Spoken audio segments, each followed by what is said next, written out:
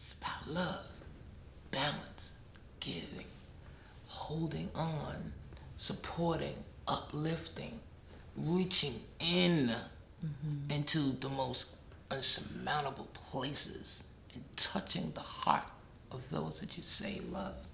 And I always told my children, even if the words were spoken in a trembling voice, I always touched your heart with my love. So it was definitely in having them, their power, their love was always there for me. And even through the darkest of nights, they knew that their mom always loved them too. Yeah. So in doing the work, and I mean the work, because I told them one time when we were taking this journey in our healed space, it broke my heart to break theirs into smithereens.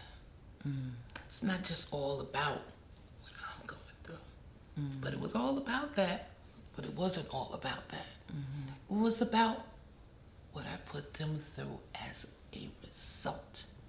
And anybody watching, and I speak to the universe, the world, heal thyself. And then the truest of love will then come forth.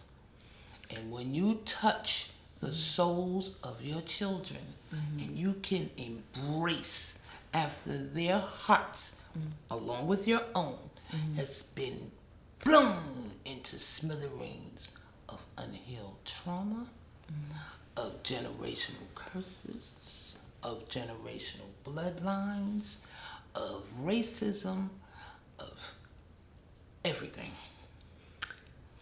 To bring it all together and make that whole takes work. It does. It takes work. And so, as you are going through this journey of Tantra, and again, grateful for you both. One of the valleys that we talk about is this valley of creation, and understanding how the sexual energy is responsible for everything that's created. And as human beings, how our own sexual energy plays a part into what we recreate and or reproduce. And your journey involving the awakening and the awareness of how some of what you've been through was a result of what you came through, and some of what she's been through is a result of who she came through. So one of the things that I admire is elders taking accountability. Yes.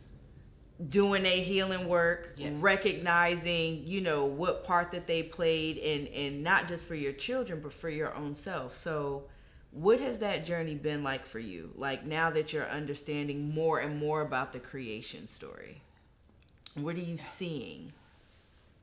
As an elder, it's our responsibility. If you Sankofa, you have to look back to know where you're going. So in our spirituality, elders were sought after. People would sit at their feet to seek wise counsel. As an elder. So if the elders don't do the work, then who's there for them? Who's there for the village?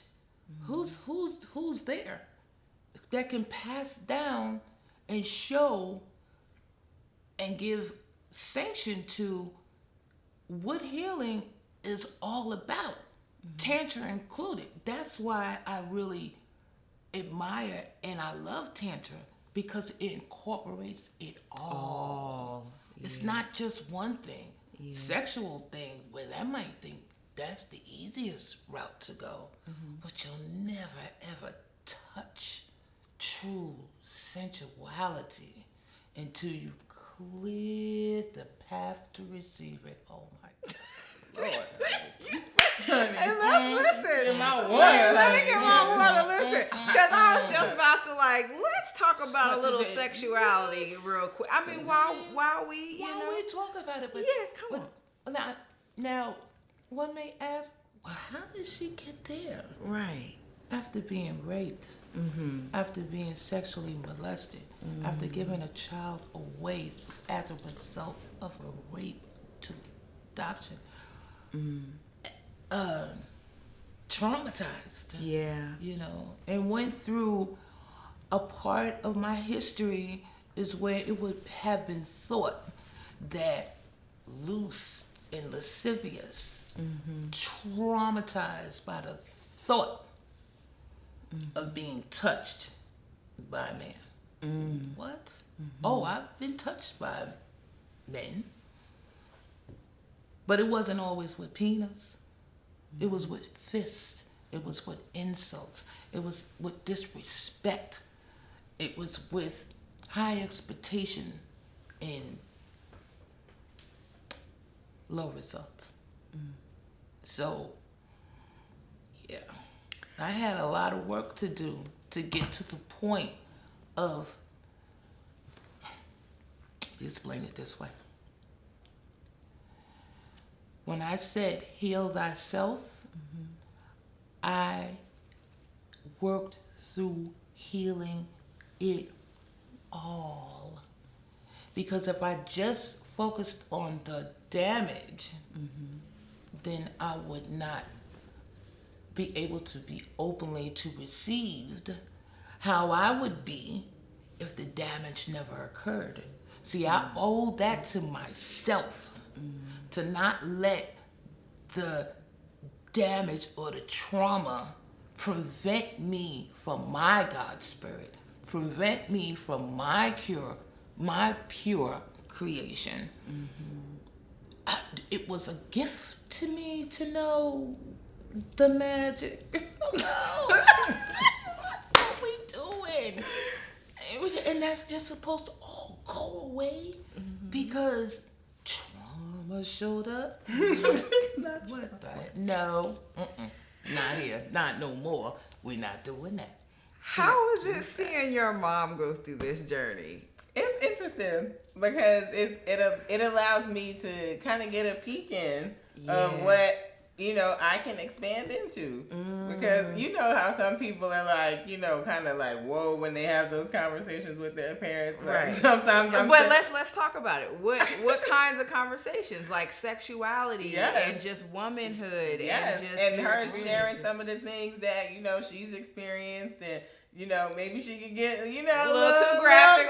And you're like, oh, okay. But still, like, being able to still have those conversations and know that, these are some of the experiences that you can have in love, in joy, or, or even just for, protection purposes so that you can teach your children, well, watch out for this, especially when we think of bloodline stuff because I didn't grow up the whole time with my mom, I didn't get to know my mom and her experiences and some of the things that she had been through. But to know that, when we got older and to have like those life conversations and her to express some of the things that she's been through and for me to express to her, it was like we went through the same stuff.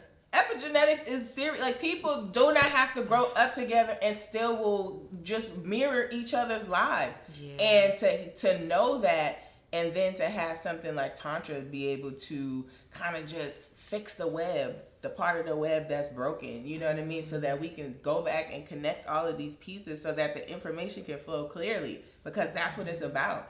If you can't use this energy work and this clearing and this understanding and this enlightenment that you can get so that you can pass it down to your children, then what are you doing here? Just like she said with the elders, like, what are you guys doing? Like, why did you have a seed? Why did you bear some fruit if you weren't going to nourish it the whole way? Like, it doesn't serve anybody. So this whole process of, going and being in a class with my mom and having her have these conversations, even sometimes when I'm like, oh boy, I don't want to hear some of this stuff, like, I appreciate it because then I can pass the same thing down to my child. and she can pass it down to her granddaughter. Yeah. It's important for us to share what we've been through so that we can give our children a heads up. Like, why should my child have to go through the exact same experiences that I went through? Why? Like, why would you even want your child to go through the same experiences that you went through, especially if you had some trauma or something happen? Like, to know that, you know, my mom went through trauma, and then I thought, you know, her being in an abusive relationship was enough for me not to be in an abusive relationship, and still wind up being in an abusive relationship. Like, how, Sway? Like, you got the information already, but still winding up being in that same cycle. So understanding where that stuff comes from and doing the work to figure that out, because I didn't want to have a child with all of that stuff heavy on me like that. And it makes me continue to do the work on myself, so that, first of all, I'm not dumping all of this stuff on her, and so that she has the tools early on to understand how to move and maneuver through this process, because life is a process, and you going through it, you know, for the whole time that you're here. So why are we not using more of what we have to enrich and enlighten and build up the people in our family, and then spreading it out into the community, because you see other people's children doing stuff.